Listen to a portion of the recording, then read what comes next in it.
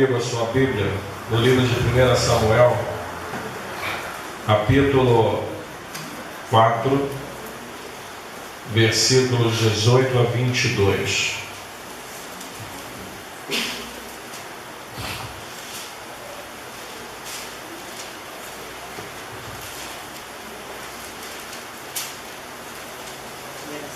Livro de 1 Samuel, capítulo 4, dos versículos 18 ao 22.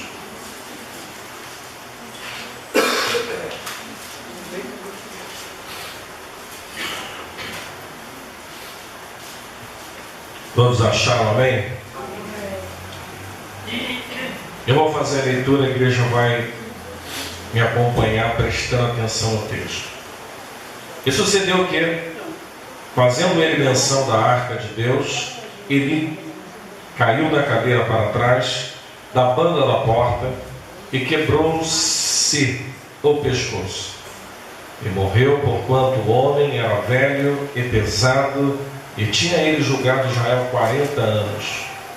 Estando a sua nora, a mulher de Finéias, grávida e próxima ao parto, ouvindo estas novas, que a arca de Deus era tomada e de que seu sogro e seu marido morreram, encurvou-se e deu à luz, porquanto as dores lhe sobrevieram.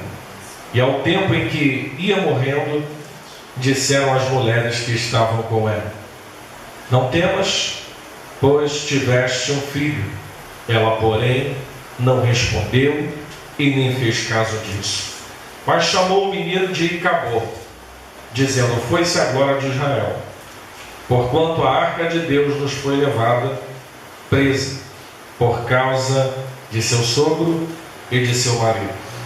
E disse mais: de Israel a glória é levada presa, pois é tomada a arca de Deus. Preste bem atenção.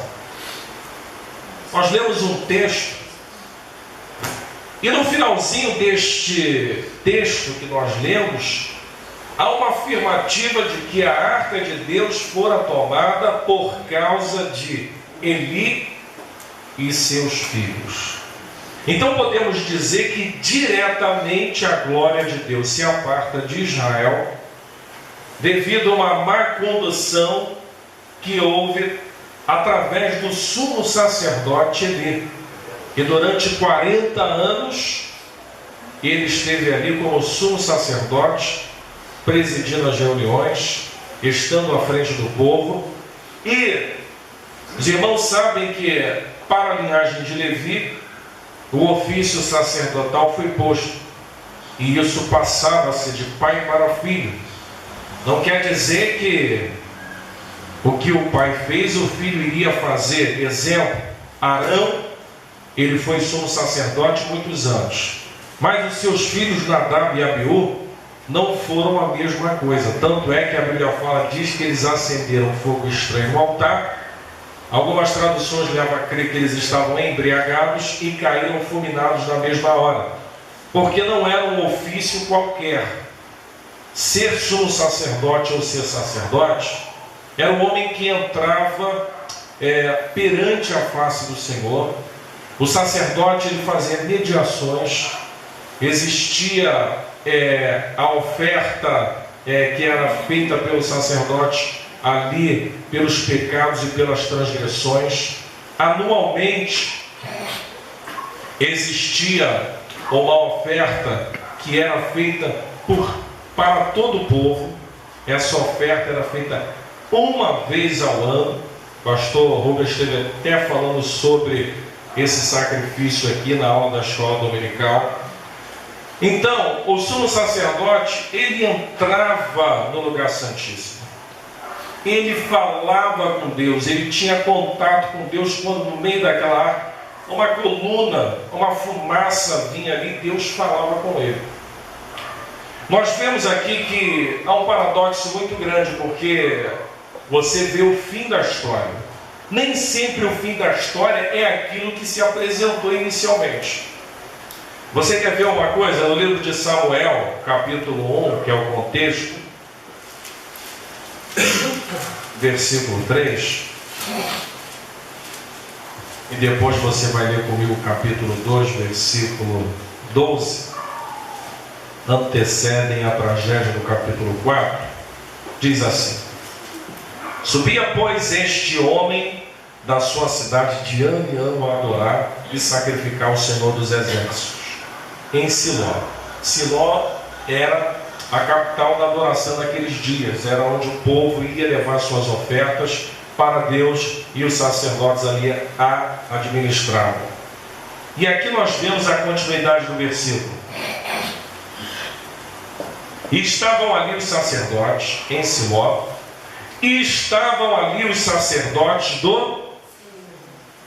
Essa terminologia do Senhor quer dizer que até aquele ato, aquele presente momento, até a iniciação de falar aonde se cultuava, aonde o povo levava as suas ofertas, diz sacerdotes do Senhor. Então, isso me leva a crer, aí termina assim: Ofni e Finéia, os dois filhos de Eli. Aí você vai ler comigo no capítulo 2, de 1 Samuel, versículo 12.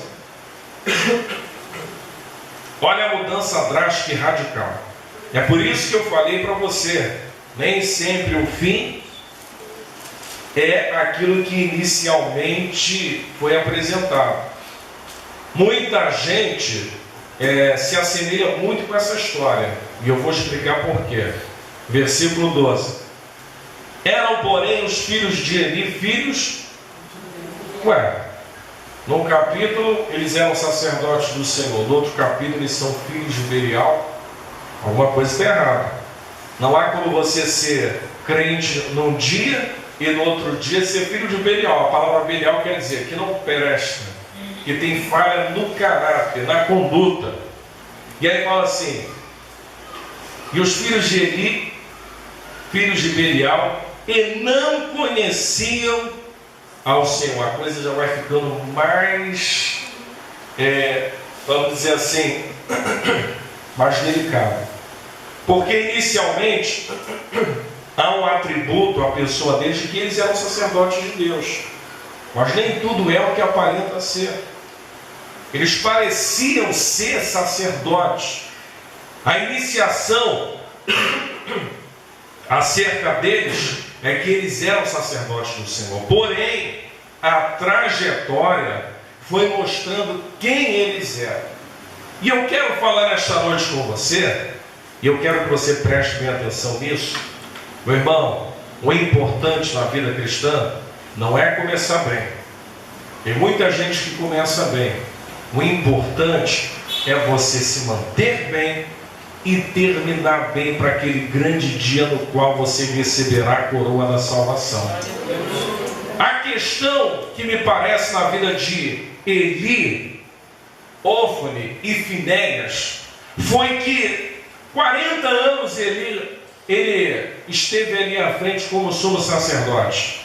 É muito provável que há crentes que já estão anos na igreja e que acabam se acomodando como Eli. Vivenciaram muita coisa, viram Deus operar, mas aí parece que a acomodação vem e as coisas começam a acontecer diante dos seus olhos, e a pessoa já faz vista grossa, porque está muito tempo na igreja, e diz que as coisas são assim mesmo, que às vezes as coisas acontecem porque, mas fulano, ciclano está fazendo isso, mas ele vai mudar, as coisas vão melhorar. Nós vemos que esta passagem nos remete a dizer que a glória de Deus ela foi embora.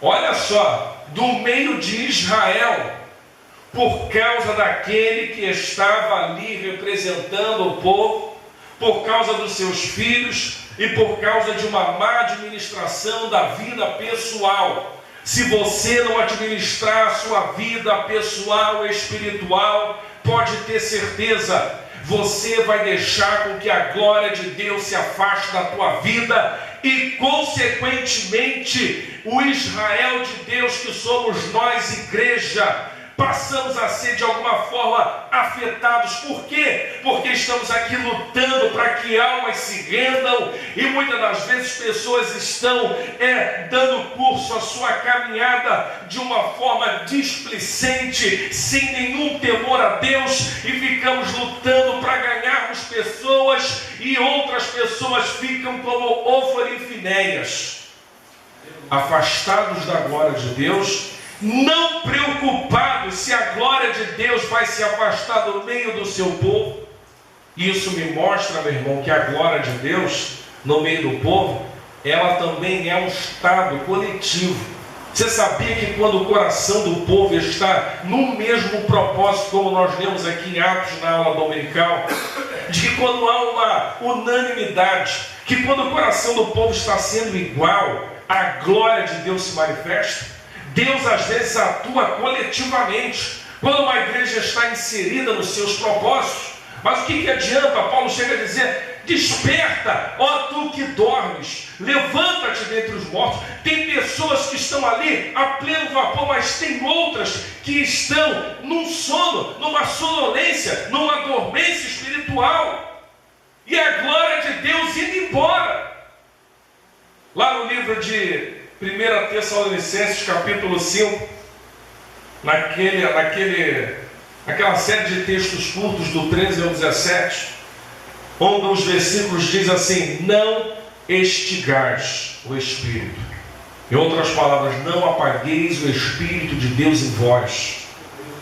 E aqui nós vemos homens que inicialmente pareciam ser sacerdotes do Senhor, mas não eram. E eu quero nesta noite destacar com vocês alguns pontos. Nós vamos analisar à luz da Bíblia, meu irmão, que é melhor você começar, mas bem melhor é você se manter no caminho de maneira reta. Nós vemos aqui, e nós vamos começar a fazer algumas análises aqui desse texto, porque nós lemos aqui só a tragédia, né? O sumo sacerdote, ele já estava velho, cai da cadeira, a cadeira quebra-se, ele diretamente o pescoço se quebra. Aí os seus filhos morrem, a arca é tomada. Consequentemente, quando uma das mulheres, sua nora, do seu filho, está ali dando à luz, parece que até precipitado o parto, a criança nasce, e o nome que ela dá refere-se àquilo que estava acontecendo. Olha, e acabou vai ser o nome dessa criança, para que Israel se lembre de que a glória de Deus se afastou de nós. Imagina uma criança, você olhar para ela e falar assim: olha, eu me lembro daquela situação quando eu estou vendo aquela criança ali, até uma coisa estranha, né? Mas existiam nomes e davam luz, representavam situações. Então preste bem atenção, nós vamos analisar algumas características que fizeram com que a arca de Deus fosse tomada. Não pense você que a glória de Deus ela vai embora do dia para a noite, não, meu irmão. A glória de Deus ela está indo embora dia após dia. A glória de Deus está indo embora com atitudes. A glória de Deus está indo embora pela falta de compromisso. A glória de Deus está indo embora, sabe por quê? Porque não tem tido uma vida com Deus de sinceridade. A glória de Deus está indo embora, sabe por quê? Porque, meu irmão, muitas das vezes Deus coloca na nossa vida responsabilidade, e nós nos ausentamos, e os filhos de Eli estavam brincando com aquilo que eles não sabiam e nem conheciam. Meu irmão, muitas pessoas estão vindo para a igreja, elas estão se assemelhando e gostando do que vem aqui dentro, mas estão se esquecendo que não basta estar na igreja, meu irmão. Não basta isso. Você precisa ter uma vida com Deus. E eu quero destacar com você o primeiro ponto, lá no livro de Samuel, capítulo 1, versículo 3, aliás, capítulo 2, versículo 29, diz assim: por que das coisas? Deus manda um profeta à casa de Eli, um profeta que não tem nome. Por que das coisas contra o sacrifício e contra a minha oferta de manjares, que ordenei na minha morada, e honras a teus filhos mais do que a mim, para vos envergonhardes do principal de todas as ofertas do meu povo de Israel? Portanto, diz o Senhor Deus de Israel: na verdade tinha dito eu que a tua casa e a casa do teu pai andariam de mim perpetuamente. Porém, agora diz o Senhor: longe de mim tal coisa, porque aos que me honram, honrarei. Porém, os que me desprezam serão envelhecidos. Eis que vem dias em que cortarei o teu braço e o braço da casa de teu pai, para que não haja mais velho algum na tua casa. O cortar braço aí não é amputar braço, não. Ele está falando do ofício sacerdotal. E nenhum homem da casa de Eli, depois desse episódio, passou da idade da virilidade, que era a idade de 40 anos. A descendência de Eli, toda ela morreu nova. Aí você fala: mas por que isso? Você lê o texto que eu li aqui, que Deus vai falar para Eli: honras mais aos teus filhos. Por que Deus está falando isso? Não é que Deus não quer que tenhamos amor pelos filhos, não. Deus está falando aqui pelas atitudes erradas. Deus está falando aqui de um tremendo nepotismo que Eli estava fazendo, olhando para os seus familiares, vendo a coisa errada, passando a mão no erro e não tendo nenhuma postura para mudar aquela situação. Eli sabia que os filhos dele estavam à porta da tenda, cometendo iniquidades, agindo à torta e à direita, tendo atitudes erradas. Eli sabia de tudo isso. A questão não é a paternidade, a questão é, como homem de Deus, ele não poderia aprovar aquelas atitudes que os seus filhos estavam tendo. O que eu quero dizer para você nesta noite, meu irmão, é que nós não podemos passar a mão no erro. Eram homens carnais, roubavam, mentiam, davam lugar à carne, tinham falha no caráter.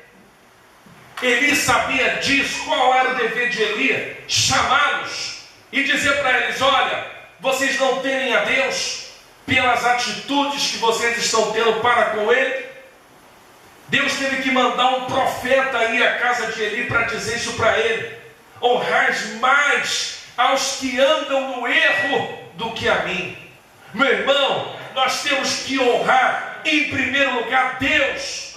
Nós não temos que estar preocupados, meu irmão, se nós vamos agradar a B, a C. A Bíblia fala que nós devemos ter a paz com todos e andarmos em santificação. Porém, meu irmão, nós temos que ter paz com aqueles que andam na obediência. Temos que ter paz com aqueles que realmente são cristãos. Aleluia. Mas por que o pastor está dizendo isso, meu irmão? Nós temos que andar e nós temos que transmitir a paz e temos que ter essa paz com aquelas pessoas que entendem, meu irmão. Eu não estou dizendo que, o pastor está dizendo que a paz não tem que ser transmitida. Ela tem que ser transmitida a todas. Mas, meu irmão, você não pode ser conivente com o erro, não pode estar olhando as coisas erradas e passando a mão sobre elas. Foi isso que Deus estava dizendo. Às vezes nós queremos agradar. Pode ter certeza, se você olhar o erro e você não cortar ele da tua vida, se você ver alguma coisa errada e não se posicionar, você está errando diante de Deus. Eu aprendi uma coisa: podem falar de mim à torta e à direita, que isso eu nunca esquentei, mas se eu ver alguma coisa errada referente a Deus, e se estiver passando aos meus olhos, pode ter certeza que eu vou ser o primeiro a rechaçar. Porque eu não fui chamado para agradar homens, não fui tirado de uma vida promíscua, de vícios, de uma vida de uma pessoa sem perspectiva, drogada, afundada, para vir estar na casa do Senhor, olhar a coisa errada e comungar com aquilo. Não. Você e eu fomos chamados para sermos como Samuel, porque ao passo que os filhos de Eli se separavam, diz a Bíblia que Samuel ia crescendo. Samuel estava ouvindo Deus falar. Samuel já estava entendendo Deus falar. Você precisa ser como Samuel, começar a ouvir o que Deus quer para a tua vida, começar a se posicionar e falar para Deus: Senhor, eis-me aqui.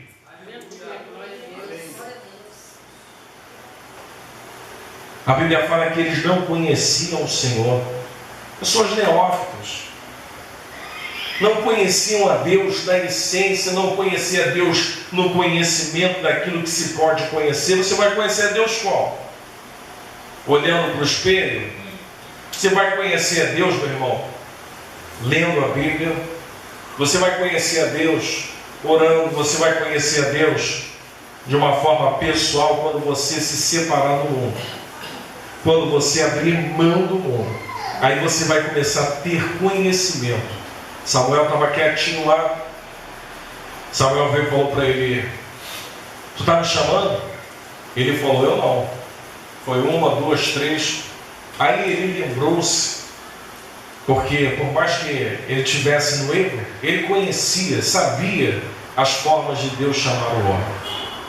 E ele falou assim: olha, quando tu ouvir essa voz, você vai dizer assim: fala que o teu servo ouve.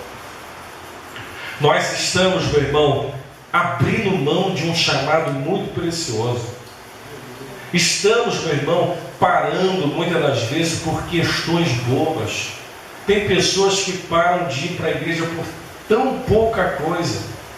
Ai, fulano disse, fulano achou, fulano pensou. Meu irmão, aleluia. O que está na tua vida é muito maior. Será que vale a pena eu olhar para o que fulano achou, pensou, dentro de campo, num campo de especulação, meu irmão? Você serve um Deus que é muito maior do que essas coisas. Eli se perdeu, sabe por quê? Porque ele ficou 40 anos. Eu acho que dos sacerdotes é o que fica mais tempo. Teve reis que reinaram 40 anos. Davi, Salomão, Josias. Um sacerdote ficar 40 anos é muito tempo.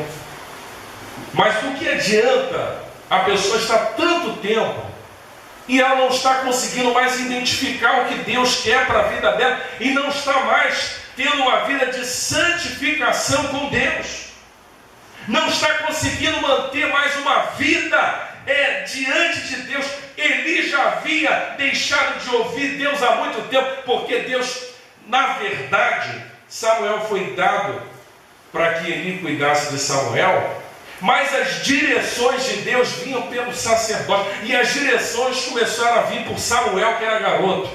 Sabe o que é isso? Não é o tempo que vai dizer, meu irmão, o que Deus vai fazer, operar na tua vida. O que vai dizer é um coração já que está buscando e já está querendo Deus. Pouco importa o tempo. Samuel já estava entendendo as coisas de Deus, quando na verdade Eli já estava ficando velho. Eli já estava ficando cego para as coisas de Deus. Eli já estava conivente com as coisas, porque as coisas são convenientes para nós. Estamos com uma vida errada, então não vamos nos meter. Não estamos tendo uma vida com Deus, não me preocupo com o que acontece ali. As coisas não estão andando ali, não vou perguntar, não vou saber, não quero estar, porque a minha vida também não está andando. Então as coisas se misturam. Eli jamais poderia deixar Deus, as coisas de Deus, a vontade de Deus, se misturar com aquilo que ele já estava vivendo. Ele já estava vivendo uma vida de decadência espiritual, e no entanto ele foi só piorando a sua situação quando ele se permite olhar para coisas erradas e não fazer nada.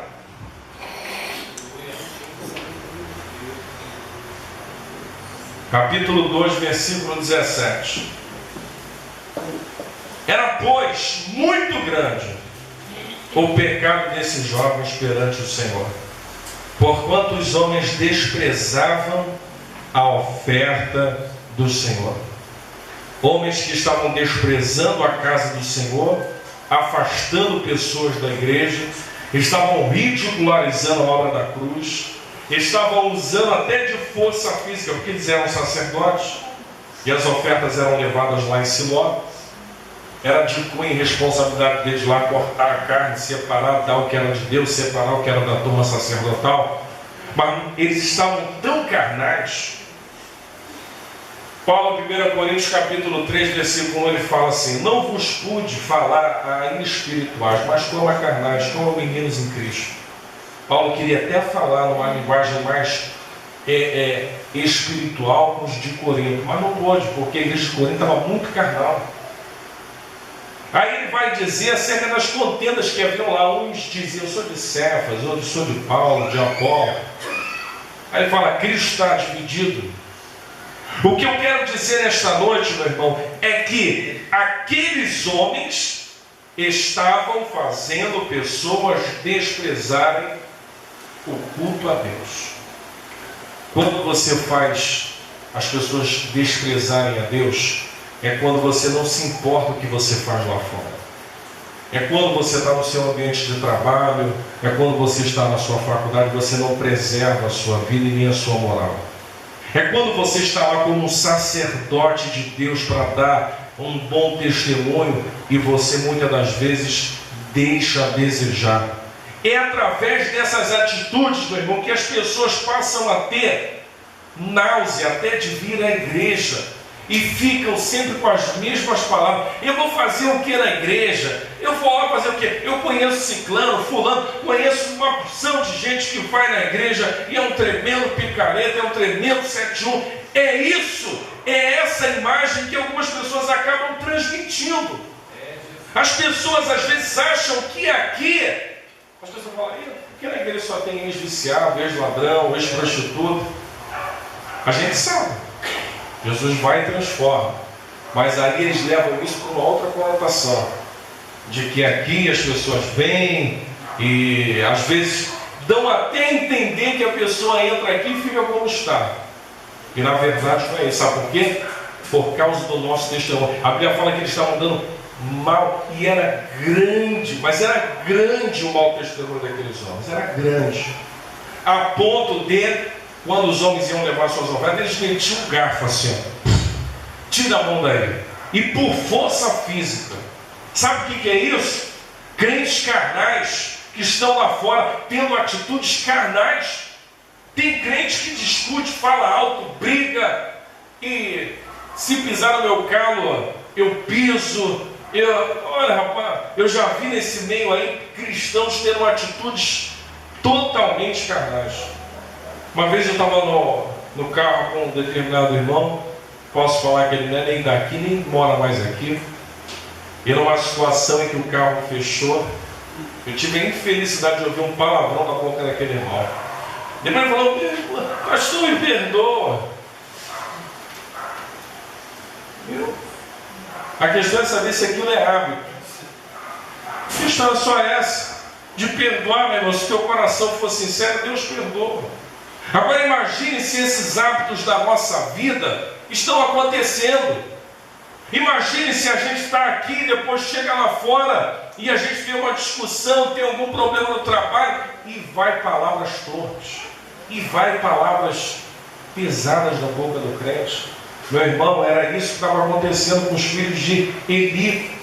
Eles perderam o senso do que era ser um sacerdote. Você sabe o que você é de fato e verdade, meu irmão? A Bíblia fala que Deus nos fez nele reis e sacerdotes. Você sabia que Jesus ele é o sumo sacerdote eterno e que nós somos ministros seus e que nós estamos aqui nessa terra para levar homens a Deus, para mediar a salvação, para mediar entre as pessoas, meu irmão, as bênçãos, como está lá em 1 Coríntios 4:1, fala assim, que nós somos dispenseiros dos mistérios de Deus. Nós somos dispenseiros, nós pegamos na dispensa de Deus e alimentamos vidas lá fora. E levamos a ela a revelação da palavra do Senhor. Porque isso não é mérito humano, é porque Deus te fez um dispenseiro e um sacerdote na sua casa. Os homens estavam desprezando, ridicularizando. Estamos numa época em que o Evangelho está sendo ridicularizado. Tudo está sendo comum. As pessoas estão encarando o Evangelho como uma associação daquilo que eu posso fazer. O que é isso? As pessoas estão na igreja e elas aprenderam dentro delas, é o diabo incutindo esse sentimento de que elas podem fazer muitas coisas que ela fazia lá fora e que não há problema nenhum. É o diabo relativizando mentira e verdade, relativizando questões que não há negócios, Deus não negocia a sua glória, não negocia o seu caráter de maneira nenhuma. A Bíblia fala assim: sede, pois, santo, assim como o vosso Pai Celestial é santo. E ele chega a dizer: sede, pois, santo em toda a vossa maneira de viver. Está lá em Pedro 3,15. Nós temos que entender, meu irmão, que a glória de Deus, Ele não deixa se perder. Você foi chamado nessa terra, e quando Deus te arrancou lá do lamaçal, há um texto forte lá em Pedro que fala que a porca voltou à lama. Sabe o que isso quer dizer? Eu conversando com um pastor, eu tive a infelicidade de um pastor que eu admirava, que eu gostava, que na minha caminhada foi uma pessoa que me ajudou muito. E hoje saber que ele está separado, com a vida toda quebrada, um dos maiores pregadores que eu já vi, de um homem que quando estava na presença de uma eloquência, de um poder de Deus, mas que hoje, infelizmente, é até estranho eu usar esse texto e lembrar da pessoa que a porca voltou à lama. É estranho você ver pessoas que estavam na igreja e eram uma bênção, pessoas que ganhavam vidas, que Deus as usava, e de repente você olha e as vê novamente no vômito. Como diz também uma outra passagem em Salmos, que o cão voltou ao vômito. Ou seja, o cão voltar ao vômito, quando a gente fala de vômito, né? É o que sai. Jesus fala: vomitar-te-ei. Agora imagina o cão voltar ao vômito. Imagina, meu irmão, aquelas pessoas que um dia começaram bem, estavam na igreja, louvavam, diziam para Deus: Senhor, olha, se eu não fizer a tua vontade, prepara-me, leva-me. Era aquele momento maravilhoso. Senhor, tudo que eu tenho, tudo que eu sou, pertence a ti. Mas de uma hora para outra, isso nem mais passa pela cabeça. Sabe por quê, meu irmão? Estamos vivendo na época que Jesus prometeu e disse: a época do fim, apostasia, separação da fé que recebeu um dia genuína e pura. As pessoas estão se separando daquilo que no início da sua caminhada cristã elas tinham como mais importante na sua vida, que era, meu irmão, aquela coisa espontânea, aquela coisa sincera, aquele sentimento desprendido de qualquer preconceito, aquela coisa que a pessoa tinha, que ela ficava feliz com tudo, naquilo que se fazia na igreja, e hoje não há mais esse sentimento. Por quê? Será, meu irmão, que nós passamos a enxergar as coisas com mais malícia, ou a malícia entrou em nós? Nós estamos vivendo uma época não muito diferente. Quando você olha para o passado, você vê situações que se repetem. A vida de Ofni, Finéias e Eli é um parâmetro para que nós não venhamos a tropeçar. Porque, meu irmão, se nós errarmos, a Bíblia fala assim: nós temos, filhinhos, não erreis, não pequeis, nós temos um advogado junto ao Pai. Mas se nós permanecermos no erro, não há advogado certo que dê jeito na tua causa. Terceiro ponto, 1 Samuel 2, versículo 22 e 29. Diz assim: era, porém, Eli muito velho, e ouvia tudo quanto os seus filhos faziam a todo Israel, e de como se deitavam com as mulheres, que em bando se ajuntavam à porta. Essa é até uma falange da porta da congregação, né? Prostituição à vontade. Versículo 29: porque dás coisas contra o sacrifício, contra a minha oferta de manjares que ordenei na minha morada, e honra aos teus filhos mais do que a mim? Aí Deus está falando, nós temos o versículo 22 e 29. Ele vai falar assim: olha, você está honrando mais os teus filhos do que a mim. Aí nós vemos a atitude que Deus está cobrando. Porque, veja bem, Eli sabia de todas essas coisas, de prostituição, de problemas morais. Eli sabia, e Eli não fazia absolutamente nada. Passou a mão no erro, não corrigiu, o erro estava na casa dele. Tem coisa acontecendo de errado na tua casa, o erro está na tua casa e tu não toma atitude. Tem gente que está falando, Deus, por que isso, por que aquilo? É porque você não tomou atitude. Deus não vai fazer o que você tem que fazer. Tem coisas dando errado na tua casa porque a atitude errada está sendo sua. Porque você está vendo o erro e você está passando a mão no erro e você não está sabendo ter atitudes em Deus para glorificá-lo em primeiro lugar. Nós vemos, meu irmão, pessoas às vezes deixando o seu lar a perigo porque estão optando em ter uma atitude passiva em relação às coisas que estão erradas, do que terem atitudes, e as atitudes geralmente elas nos comprometem. Sabe por quê? Porque você vai ter que falar, você vai ter que se desgastar, você vai ter que se aborrecer, você vai ter que, meu irmão, falar, e aí você não vai ser bem visto, você não vai ser bem quisto, porque geralmente quem quer agradar, ou vai agradar a Deus, ou vai agradar homens, mas se você continuar agradando as coisas erradas, sabe de uma coisa? Você não está agradando a Deus. A má administração com a sua vida e com a sua casa. Como cobrar também das pessoas de terem atitude na sua casa, não está administrando nem mais a vida dela. Como é que a pessoa vai conseguir corrigir alguma coisa em casa se a vida dela está toda errada? É por isso que Paulo chega a dizer, lá no livro de 1 Timóteo 3, para que se ordenasse algum pastor, algum presbítero, algum diácono, algum bispo, diz lá o texto, que primeiro governe bem a sua casa, para depois governar de Deus. Se não governa bem, não pode governar a casa de Deus. Não pode exercer função nenhuma que exija a responsabilidade de uma igualdade muitas vezes parecida com a que há na sua casa.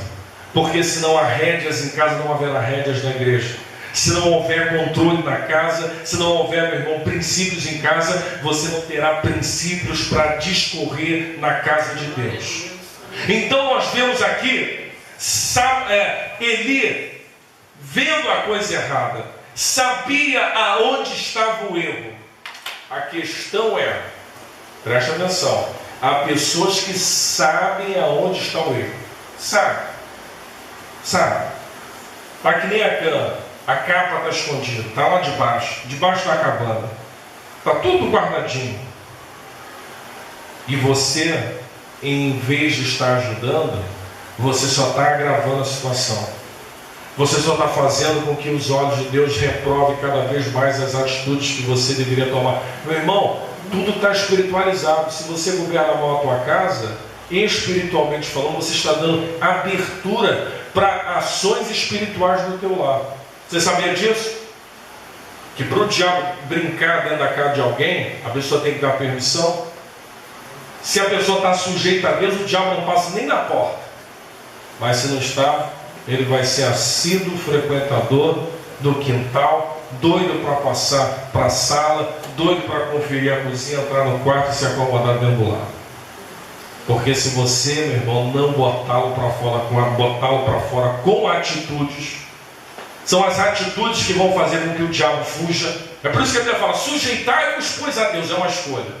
Resistir ao diabo, ele fugirá de nós.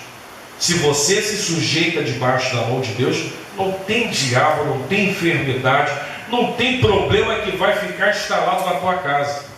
Se o problema está instalado, é porque está havendo atitudes omissas. E é por isso que o problema não sai da tua casa. Nós vemos aqui, ele sabia onde está o erro, não mudou a postura. Botou Deus em segundo plano. Quando você não toma uma postura, você coloca Deus em segundo plano. Hoje eu vim para cá, estava com uma palavra bem light, mas aí Deus falou para mim, hoje você vai falar sobre a minha vontade para o meu povo. Você vai dizer para o meu povo aonde eu estou naquele lugar. Você vai dizer para o meu povo se eu estou realmente em primeiro lugar. E aí nós vemos que aquele homem botou Deus em segundo plano.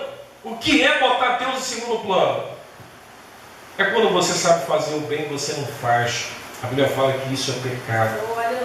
É quando você tem disponibilidade para fazer e não faz. É quando você tem toda a saúde, o vigor para estar fazendo, para estar se envolvendo com as coisas de Deus e não faz.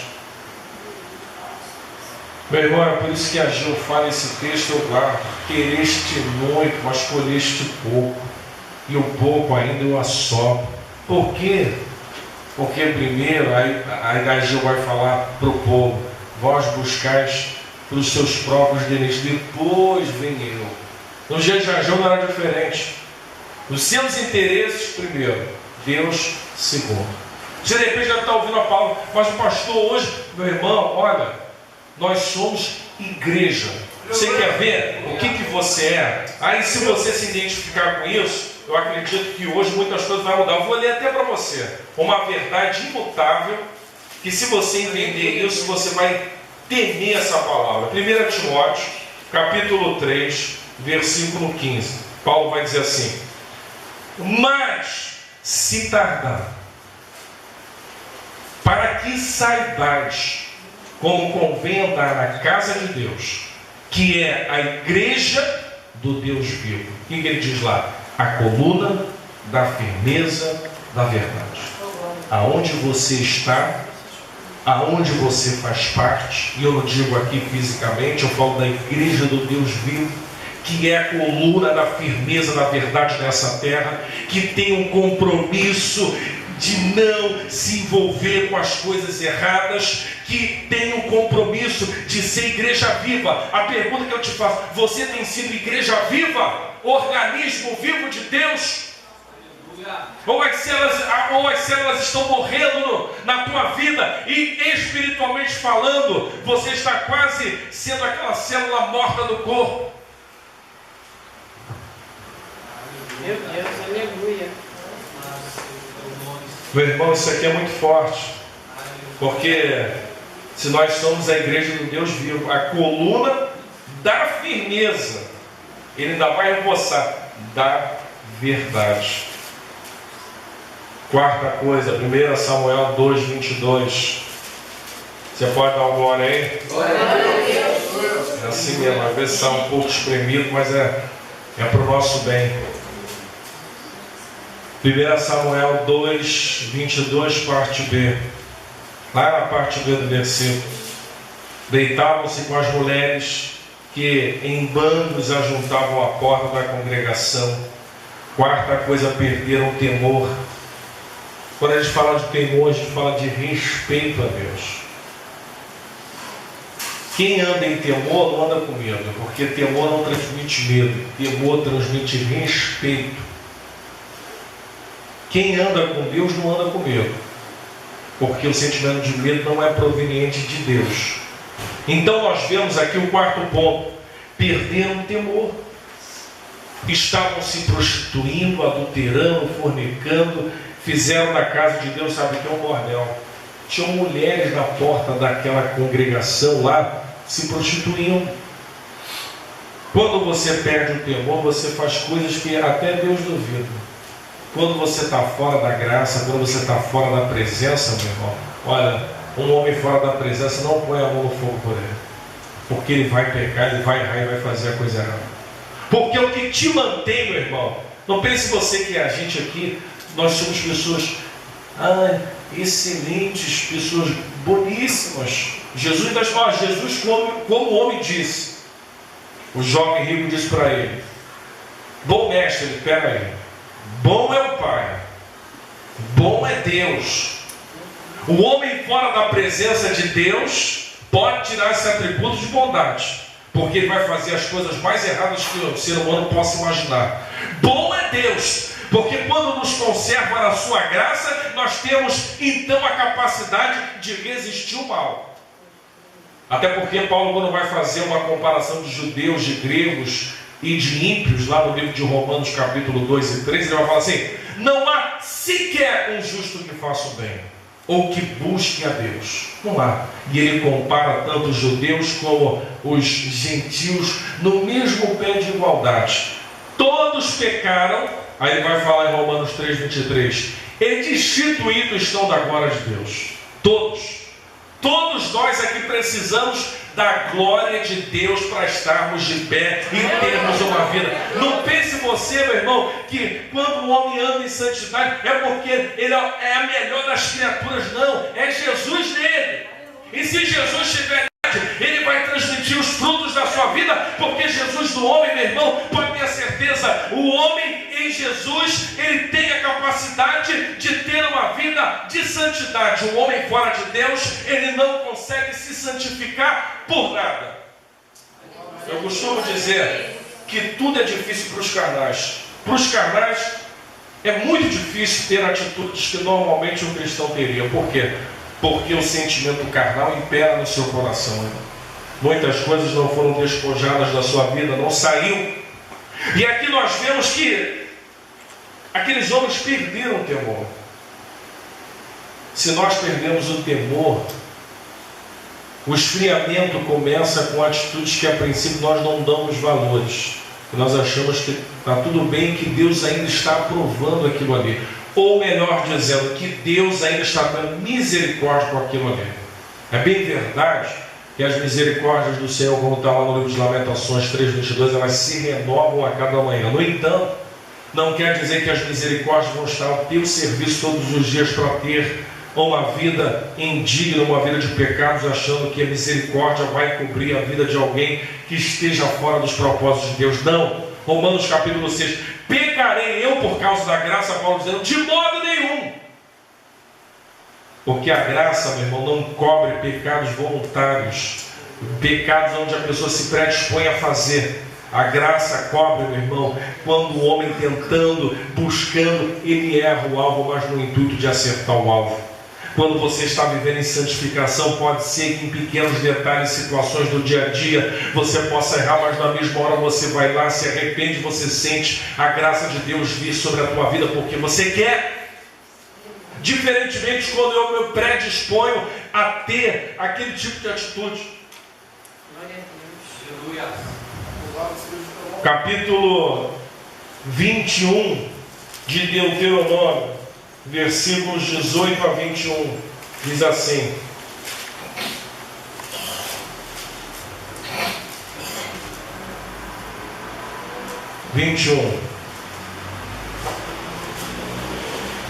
acerca dos filhos desobedientes. Isso daqui era lei na época, Eli conhecia isso. Quando alguém tiver um filho costumaz e rebelde, que não obedecer à voz do seu pai ou à voz da sua mãe, castigando-o, eles lhes não deram ouvidos. Isso quer dizer que primeiro tinha uma atitude para punir aquela ação errada, né? Então você vai ver que a coisa era estranha no passado, a coisa era ruim, não era boa não, a desobediência nunca foi boa a coisa. Então seu pai e sua mãe pegaram nele e levaram aos anciãos da sua cidade, à porta do seu lugar, e dirão aos anciãos da cidade: este dá ouvido à nossa voz, e é um comilão e beberrão. E então todos os homens da sua cidade ou apedrejarão com pedras até que morra, e tirarás o mal do meio de ti, para que todo Israel ouça. Naquela época, não é os dias de hoje não, meu irmão. Não vai chegar a punir lá o teu filho, amarrar uma corrente na perna dele, dar uma paulada nas costelas do garoto, nada disso. Hoje nós estamos numa outra época. Naquela época a coisa era feia. Punia-se, se não tivesse resultado, manda para o ancião. O ancião diagnosticou que não tem jeito. Aí, meu irmão, bota ele lá no arraial e apedreja ele.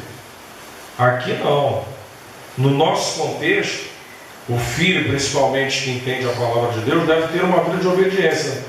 Não obstante, não obedecendo ele, o que diz a Bíblia? Ele está, o quê? Findando seus dias sobre a terra. A Bíblia não fala que o único mandamento com promessa é obedecer pai e mãe? Se não obedece pai e mãe, a própria pessoa está se prejudicando. ela mesma está encurtando. Quantos filhos você vê aí no mundo aí, ó, das drogas, que se rebelaram e tal, e desceram a sepultura cedo? Porque isso é uma máxima na Bíblia. Isso serve para todos. Obedecer. Então nós vemos aqui que eles não obedeciam o pai. Filhos rebeldes. E aí também há um parêntese a se fazer. Não adianta também depois chorar e dizer, meu filho está lá nas drogas e tal. Se na época que era para introduzir a palavra, na época que era para ensinar, na época que era para mostrar, o pai e a mãe se fizeram de avestruz. Ficaram olhando só para o alto assim, e a coisa acontecendo aqui embaixo. Não adianta a gente olhar o erro e achar que está tudo normal, não. Porque daqui um pouco esse erro vai se entranhar e não tem ninguém que tire, a não ser Deus. Mas se entranhar dentro da pessoa e a pessoa perder o temor, ela vai fazer coisa que você nem imagina. E o diabo investe nessas coisas. O diabo quer que a gente fique preso com problema, com trabalho, com dívida, com dia a dia, e os filhos estão aí sendo esquecidos, e o diabo se fazendo de pai. Se fazendo de pai, porque ele é o pai da mentira, então ele vai enganando a essas pessoas, esses jovens. A Bíblia fala, lá no livro de Deuteronômio 6, ensina o teu filho, levantando, andando e deitando. Naquela época a coisa era rígida. Por isso que toda criança até 12 anos conhecia todos os 10 mandamentos e parte da Torá. Tinha que conhecer. Por isso que todo judeu ensina lá, aprender o que é lei mosaica. Pode estar errado o que for, mas ensina. Se você começar a ensinar, você não vai ter problema no futuro. A questão aqui é a omissão de Eli. A omissão de Eli não veio daqueles dias do sacerdote, do ministério sacerdotal, veio de anos. A omissão vem lá de trás, ó. A coisa está acontecendo agora porque é antiga. As coisas eram para ter sido tiradas, arrancadas. E vai chegar uma hora que não tem controle, não. Vai chegar uma hora que o pai vai falar assim, não se mete não. Vai falar para o filho, vai falar para o pai, não se mete não. Aí levanta a voz, grita, encara. Aí vem o constrangimento. Aí fica aquele clima. Aí o pai deixa de lado. Aí é a separação. Quando o pai deixa de lado, já falou, é isso que eu queria. Consegui. Fez o filho rebelde e distanciou o pai do filho ou da filha. Por quê? Porque nós estamos olhando a coisa e não estamos sabendo ensinar. Mas não pense você que ensinar é chegar com violência, com brutalidade e dizer, faz isso, não vai acontecer isso, faz isso, não, tu vai sair de casa. Não é assim não. Ensinar é tempo. Ensinar é parar. Ensinar requer paciência, ensinar requer disponibilidade, ensinar requer que você esteja com a pessoa, com a criança, com o jovem, com o adolescente todo dia. Ensinar dando uma revista, ensinar dando uma Bíblia, sem sentar e mostrar, não é ensinar, é achar que você está ensinando, mas da maneira errada. Uma outra coisa que nós vemos aqui, 1 Samuel 2,15. Vamos voltar para Samuel.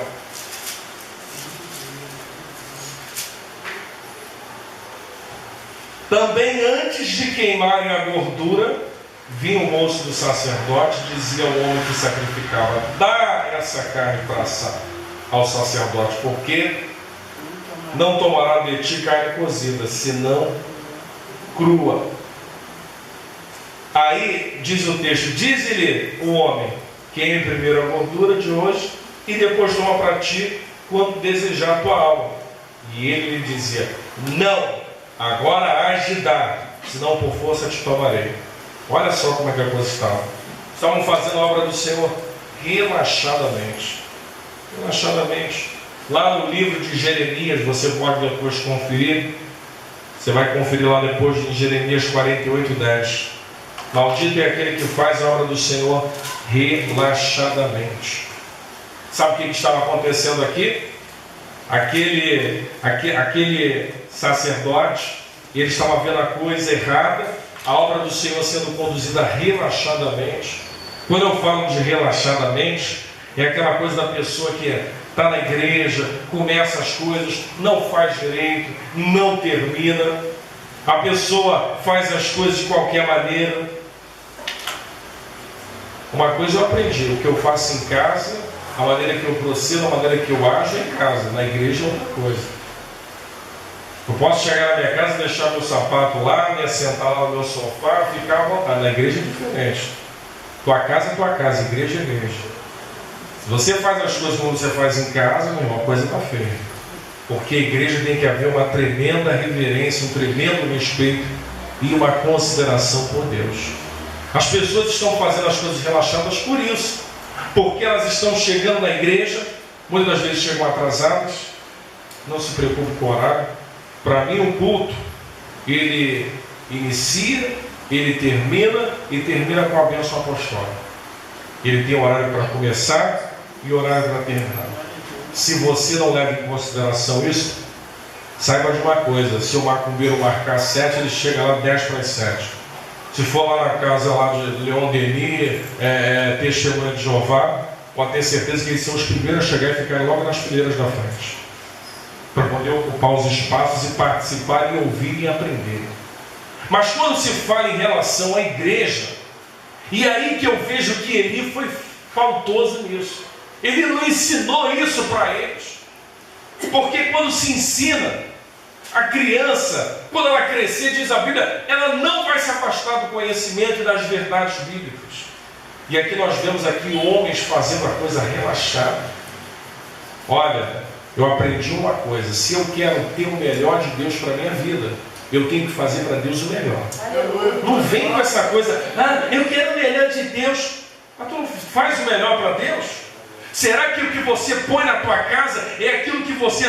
eu também quero pôr na casa de Deus o que eu ponho na minha casa. Eu compro uma coisa boa para mim? Não, eu quero também fazer para Deus.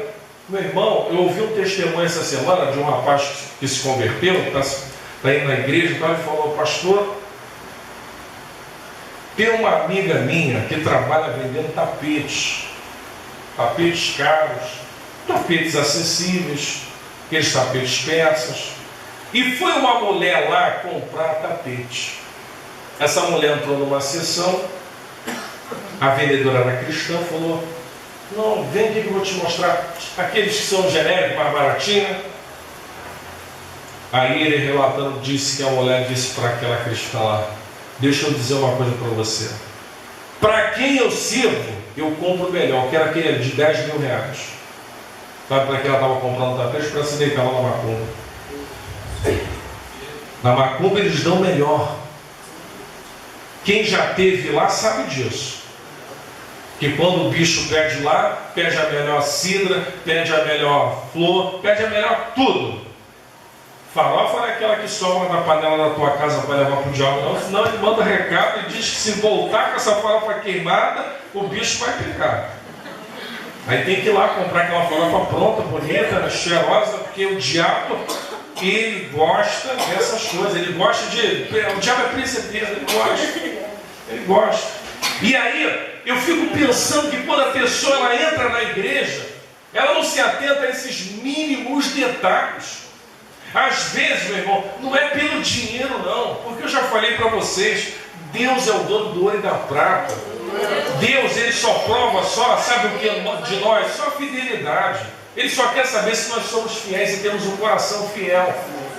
Aí vai uma macumbeira dessa, se conversa, sabe o que acontece? Entra para a igreja, dá o melhor tapete pro diabo. Aí quando chega na igreja, peraí, vou dar nada. Ah lá o pastor, tá rico, está fazendo isso e aquilo.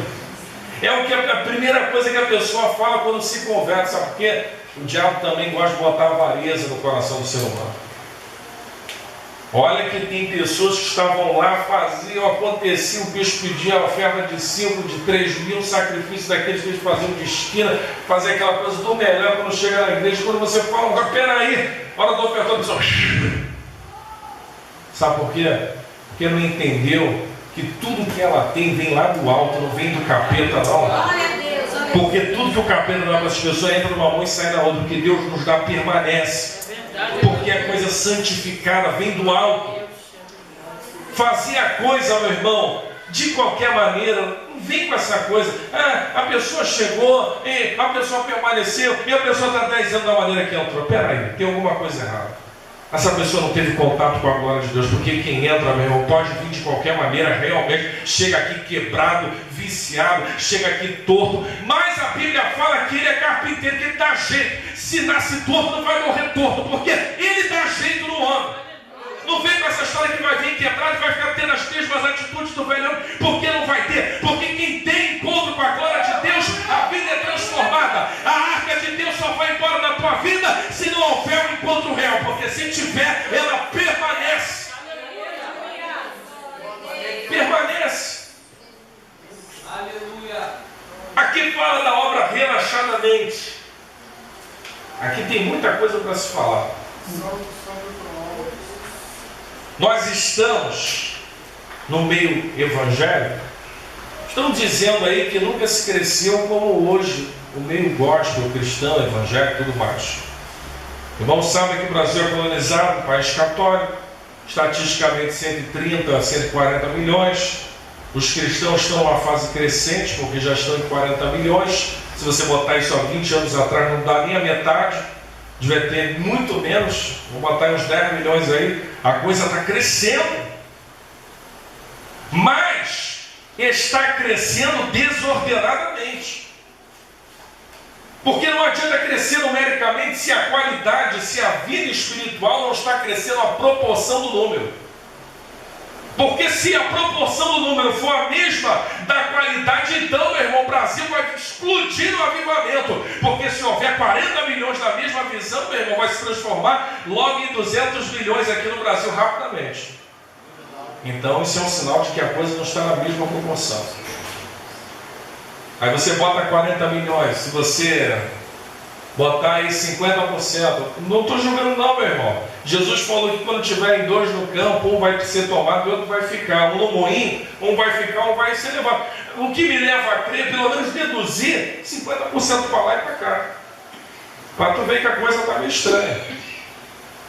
Então, veja bem, nós temos a oportunidade, porque a Bíblia fala que tudo quanto foi escrito foi para o nosso ensinamento, de não discorrermos nas atitudes que os homens do passado tiveram.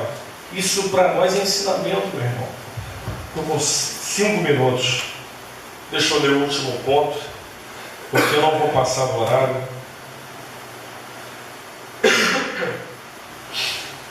1 Samuel, capítulo 4, versículo 11. Então, 4, 11. E foi tomada a arca de Deus. E os dois filhos de Eli, Hofni e Finés, morreram.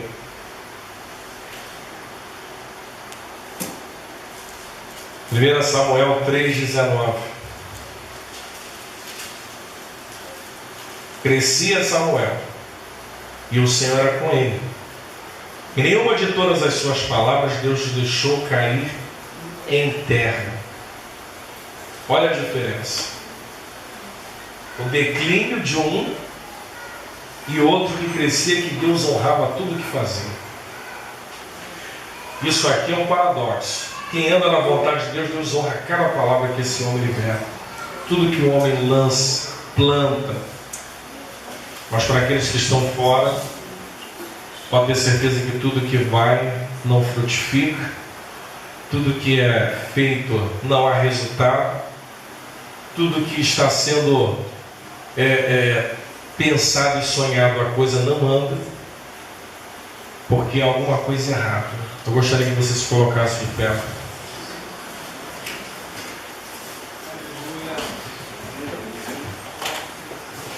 O tema dessa palavra eu deixei para o final e acabou. Escolha destino. Uns diriam que foi destino, mas a Bíblia fala que é a escolha. A escolha pode mudar muita coisa. Às vezes o destino acontece como a glória de Deus, a arca foi, porque a escolha não foi pelo certo. E quando se escolhe o errado, aí você era para acontecer aquilo, a pessoa fica marcada, não, aquilo ali é...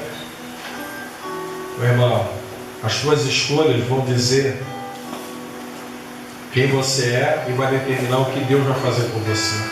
Feche seus olhos. Um minutinho agora. Fala com Deus.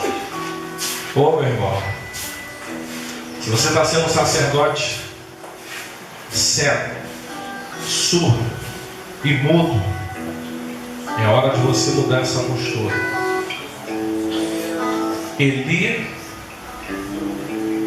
começou bem, mas o fim não foi bom.